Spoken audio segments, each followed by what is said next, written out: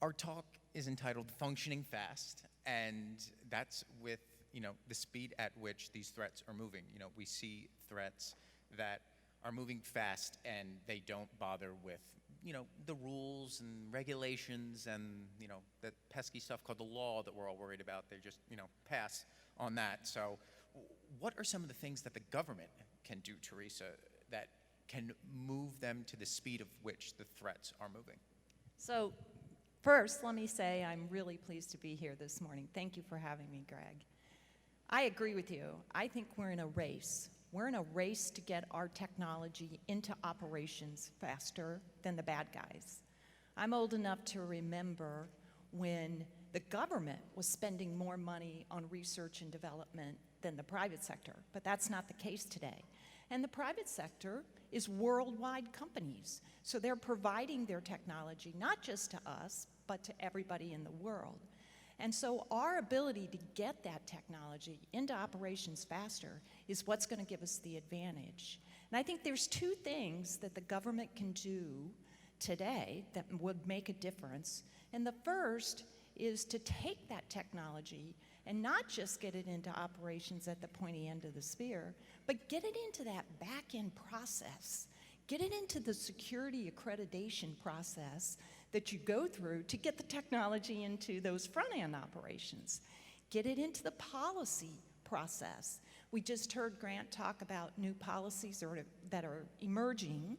Those policies are implemented and executed across the government, across the private sector, but we can automate that process with some of the technology that is coming out. And so I'm excited about that as one aspect that we could change. The second is, let's face it, the laws and policies that we have today have not kept pace with the telecommunications world we're living in.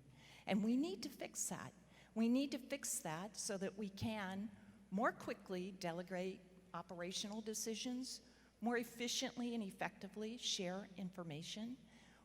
The telecommunications world is going to continue to grow. We're seeing the Internet of Things, we're seeing 5G, all of that is going to continue to change. And we need to change with it, with our laws and our policies. So part of the change and part of moving fast is also being more proactive in cybersecurity defenses. How do you see the government becoming more proactive in their cybersecurity defenses? So I don't think this is going to surprise you, but I'm a big fan of intelligence. And when I say that, I mean timely and actionable intelligence. I've been very impressed with what the private sector has done with threat intelligence for cybersecurity. The government needs to take more advantage of that. They need to use more of that open source information, and vice versa. I do think the government needs to share more contextual and timely information, especially with our critical infrastructures, which we all know we're dependent on and are primarily owned and operated by the private sector. We can make that change, and we should be pushing and expecting that. So you talk about the critical infrastructure sectors. What are some of those sectors? Let's drill down a little bit more. What are some of the sectors that are doing a good job when it comes to cybersecurity and the government can use as a role model for moving forward in the future? Yeah, and the Department of Homeland Security has 16 identified critical infrastructures that we're dependent on. One that I think I've been impressed with for a while now has been the financial sector. I can remember back over a decade now when they were being attacked by the Iranians, and they're still being quite attacked today. There's nothing changed there by many adversaries. But they came together, even though they were competing amongst and between themselves. They actually came together and shared critical, essential information that enabled each other to raise all boats and have better protection. Also recently, they have even taken a next step. I think in 2016, 8 banks came together and formed what is the FSARC, which is the Financial Sector Analysis is it reconnaissance? Did I get that right? Is it? I think so. Resilience. There's so many acronyms. It's resilience.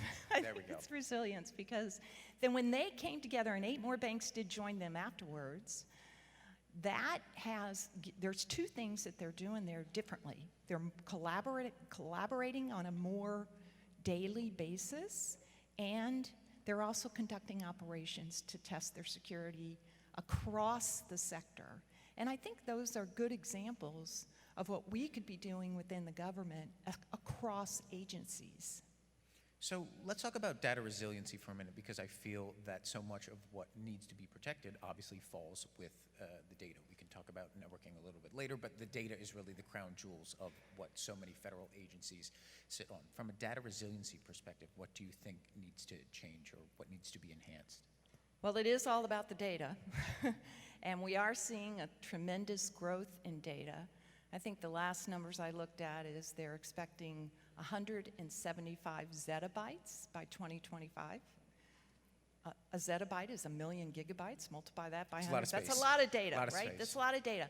And quite frankly, all of our valuable assets are stored in that data, whether that's your personal bank account, whether that's your intellectual property as a company, whether that is your pictures of your grandchildren. That data is important to you. You want it to be there, you want it to be reliable when you need it, and you want it to be authentic. You want it to be what you said it was going to be, not some fake data. So data resiliency is absolutely critical today. We in the cyber resiliency space have been working at the network layer of the OSI stack, and we need to move up now and get to the application layer and lay in data resiliency.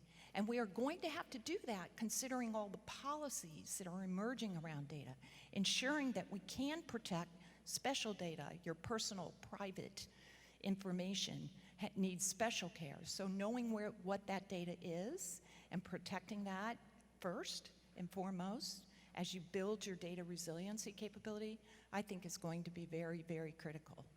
So not only do we talk about protecting at the speed of threats, but we also said at scale. So let's talk about network visibility a little bit. These networks are, extremely, extremely large. It's tough to figure out, every endpoint and every device and everything that's connecting to an agency Wi-Fi. What needs to happen on the network visibility side in order to keep pace with the scale of threats? Yes, we have for a very long time been saying you need to know your network better than anybody else. Be able to have that situational understanding where you're answering those questions. What devices are my network? What are they doing? Who's on my network? Should they be? Should I care?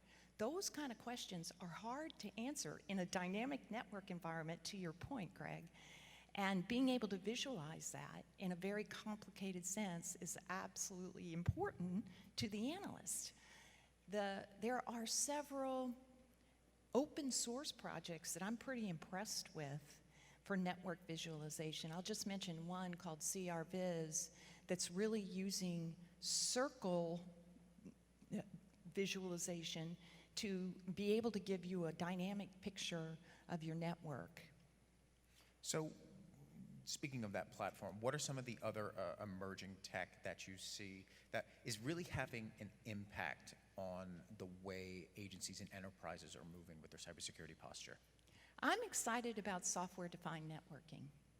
I think that's going to be, first of all, affordable. Secondly, it's going to give us the opportunity to bring in machine learning, artificial intelligence, and apply that to our network security. It's just starting to take hold, and we do have a problem with data curation today because the assets, and there's new ones every day, that data has to be curated so that the machine can train on it.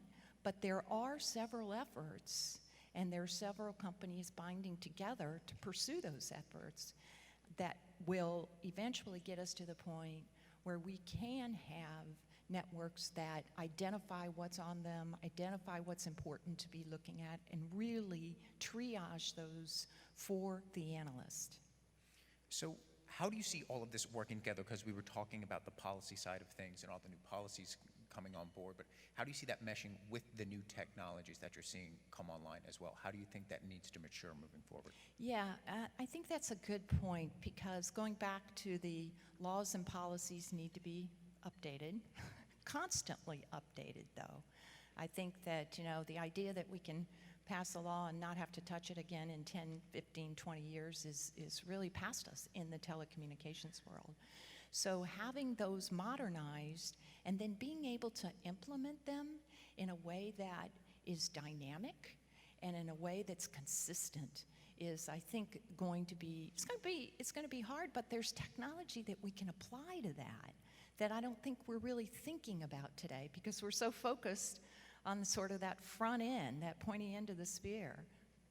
So Grant highlighted it a little bit in his talk, the workforce perspective. What jobs do you think are going to make an impact in the future? Because, look, we can talk about a shortage, and everybody knows that there is a shortage of cybersecurity workers, but how do you see those roles developing, and where do you see the jobs coming in beyond just the technical capabilities? What other jobs out there do you think could, bring this shortage to a close and bring in more skills that are needed just beyond the binaries? Yeah, it takes a village. First, let me say that, and I've a little bit on my high horse here, but we're never going to hire enough cyber specialists to deal with the growth, the volume of data, the velocity of data. We're just going to have to bring technology into that space. And it is an advantage if you've got the human and the technology working together. The second thing I would say about that is we've got to get our young folks interested in this field. And I had the privilege of being part of a Raytheon-sponsored event for the Girl Scouts. And this was the Girl Scouts across America. And we had thousands of girls. I think we had over 3,000 girls participating. And to their surprise, at least for the group that I participated in Maryland, to their surprise, and they were doing a Hack the Moon contest. They found it to be fun. They found that they could actually contribute to the greater good, which for a lot of them, really, that's what they want to do in their careers. So doing more of that, educating our young folks to be interested in a career in these fields, I think will help us.